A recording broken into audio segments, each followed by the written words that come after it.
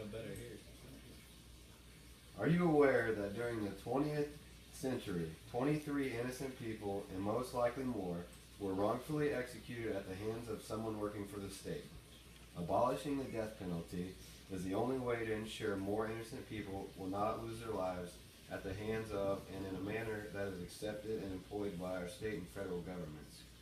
Previously, I supported the death penalty, but after much research, I can see the capital punishment results in government sanctioned killings, making this more of a social issue than I realized.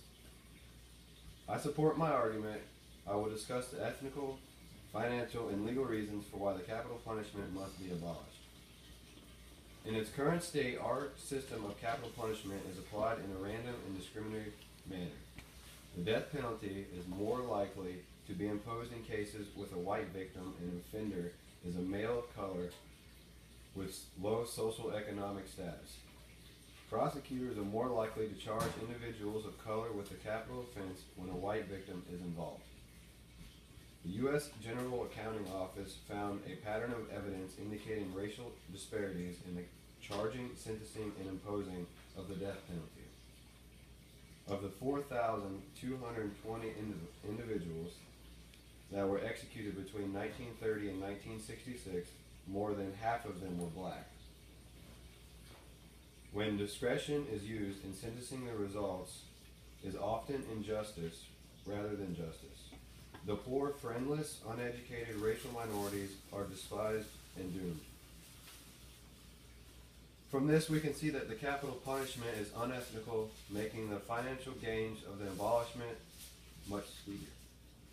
Capital punishment has benefit to public safety of offset the cost of the death sentence. The death penalty does not serve as an effective deterrent to violent crimes or murder. States that have and use the death penalty have been the location of a number of the most notorious murders the United States have ever experienced. A study by the FBI found the highest murder rates in states with the death penalty. Seen by police, chief as of one of the worst ways to reduce violent crime.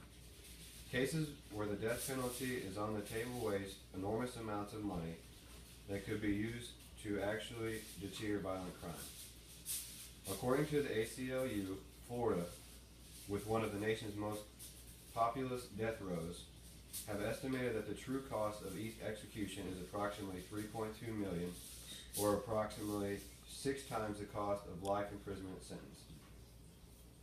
This is taxpayer money that should be put towards measures that benefit the safety of the public.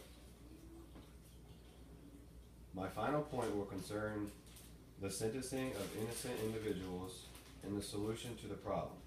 After the French Revolution, Marquis de Lafayette announced, "I shall ask for the abolition of the punishment of death until I have the infallibility of human judgment demonstrated to me.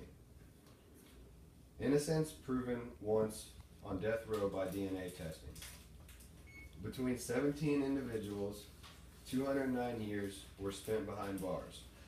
11 states were ready and willing to end the lives of these individuals.